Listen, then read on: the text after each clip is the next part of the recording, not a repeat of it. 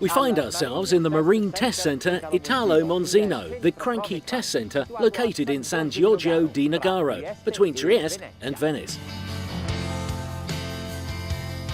It is winter, but the testing centre is open. It never closes, just like us at the boat show. So, also on this cold day, we are getting ready to navigate.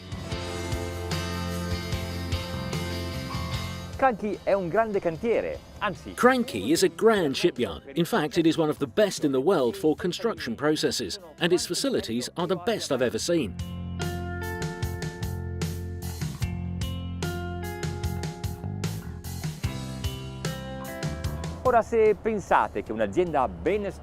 Now, if you think that a well-constructed company deserves to be considered when you are going to buy a boat, stay on board with us for this trial.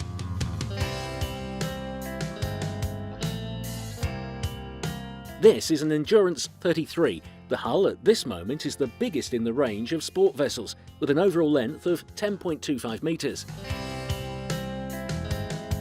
In Italy, it's certified as a minor unit. It is a model for all seasons, timeless, suitable for many different markets, and since it's a Cranchi, it deserves to be analysed in detail so as not to miss anything they've done.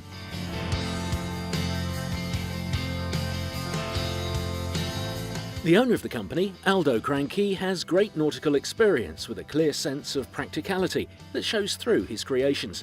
Just look at the bow, with the high railing, the open pulpit to facilitate boarding, and these baskets for the fenders. This way they can be put away in a moment and they don't clutter the lockers.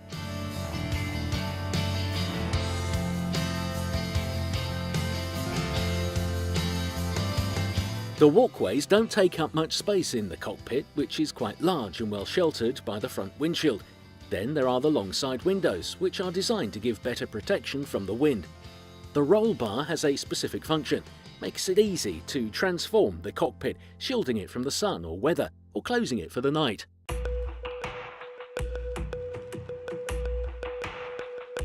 When sailing, it is pleasant to lie on the stern bathing in the sun, while being caressed by the wind. Here they have placed a handrail that also serves to hold you as you pass from bow to stern. There are infinite details that contribute to safety or improve comfort or simply make this boat more practical to use.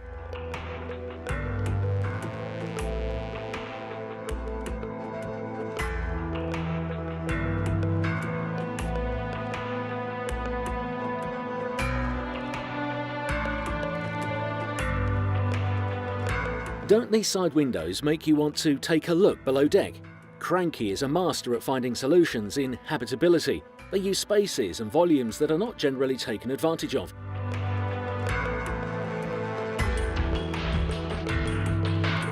Dedicating time and attention to the design, as well as to the building techniques, it's led to the creation of a very functional boat. In the cabin, there is a small kitchen. The dinette can be converted into a bunk, and therefore another sleeping area. The bathroom is high, spacious and well ventilated, and it comes with a separate box shower.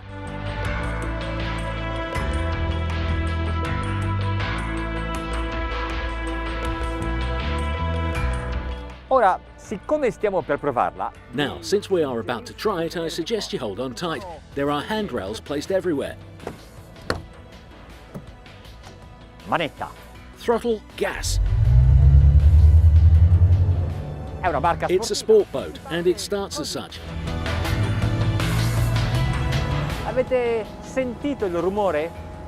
Did you hear that roar? What kind of engines do you think those are? They sound like diesel, but the pickup is really impressive.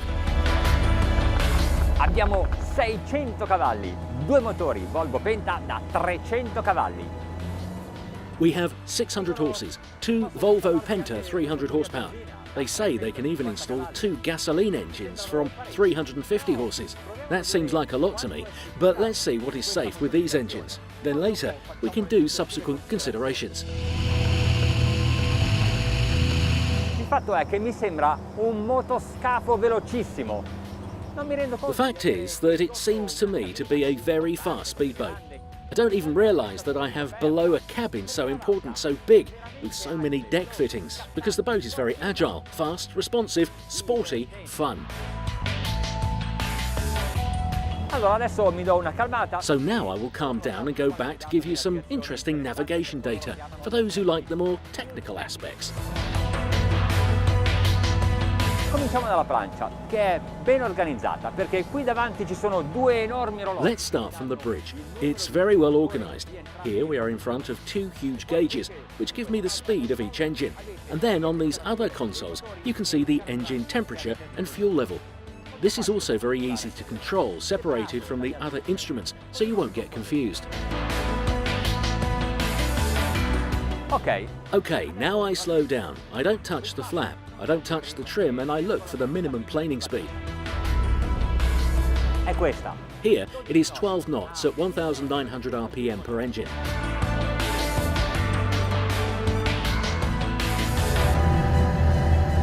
Un tocco di gas, ma poco poco e troviamo l'assetto giusto. A touch of gas, but really just a little, and we find the right trim setting. A navigation with optimal cruising speeds, 20 knots. Overall fuel consumption is 44 litres an hour, not much. You do the math on the data to plan your cruise.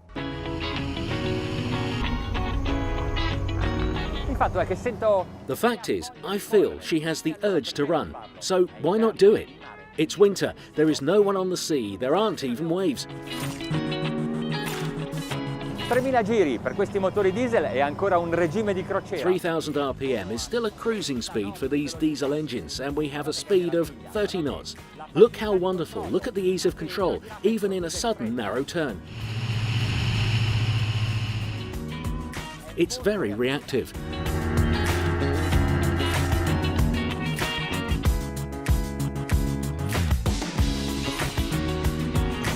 Giù il gas, 3.600 giri motore. More gas, 3,600 RPM per engine. But I hear a whistle. Either we have canaries on board, or maybe it's the roll bar.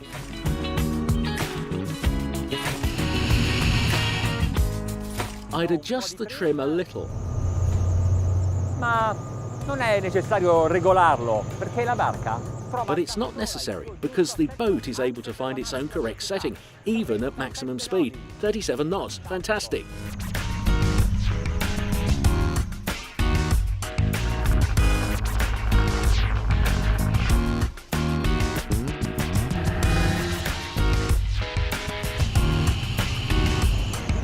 Ritorniamo alla domanda iniziale. Meglio questo tipo di propulsione oppure due motori? We return to the original question.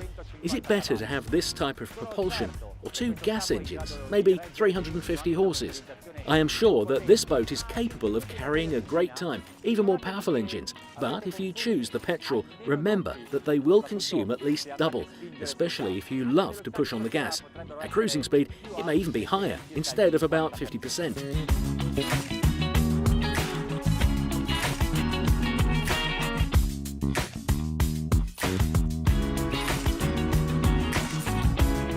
Siamo arrivati alla conclusione del test, ma invece. We arrived at the conclusion of the test, but instead of ending, I would like to start. I wish it was summer. I would go on a cruise, perhaps with the family. It would be nice, right?